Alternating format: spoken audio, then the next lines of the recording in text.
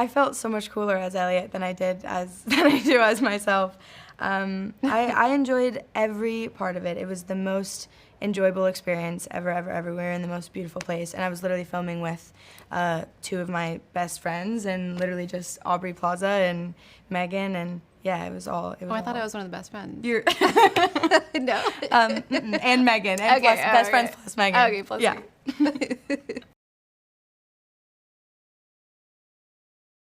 Yeah, I mean, there was a lot challenging about it in the sense that I was like 18, it was my first movie, and I really just wanted to do good and do well, and I was pretty, like, I don't know, I guess that would have been like the hardest part. It's just like, I was never satisfied with anything. I would like go home and just be like, oh no, I just fucked everything up. But no, I think the hardest part was it just being like my first time, but it was also like one of my favorite parts because I felt like I was just like such a sponge, and I just was really, my ears were so on, and I was just listening to everyone, and yeah.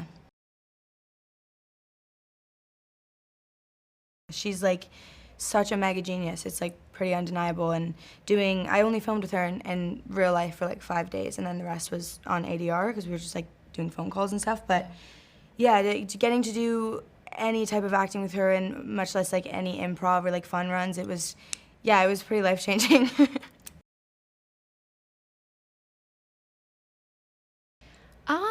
It wasn't like a conscious choice. It just kind of became that way as I was writing Elliot, truthfully. And it just felt like, I keep saying this, but it's true. I mean, when I was writing my first movie, The Fallout, it was about, young American teenagers going to school, and unfortunately being scared to go to school, and school shootings is like so much a part of the same conversation as being a young person in America.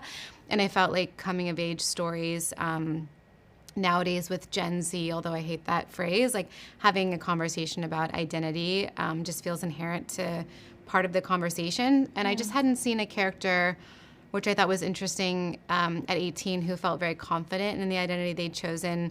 And that was somebody who's only ever been attracted to women and was very accepted by their family and their friends, their community, and then sort of the freak out for a moment was maybe like, oh, maybe I'm bi. I just hadn't seen that. And when I started talking to people who'd been through that experience specifically, they were like, I haven't seen that either in a film, and I'd love to see that. So it was really fun to explore.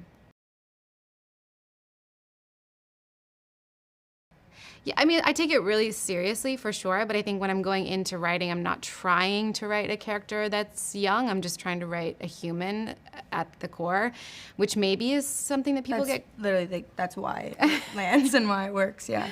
Yeah, I think as soon as you start trying to write somebody that's Gen Z, or I don't know, I think people can sniff that out, and it just it loses some of the authenticity and the heart of it. So for both the movies, although they ended up being centered around young female Gen Z characters, I didn't think about it that way, and it wasn't like super intentional.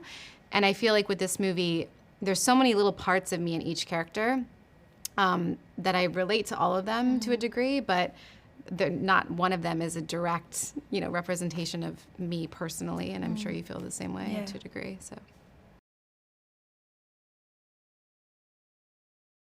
I mean, I love Irish people, but I love Saoirse Ronan.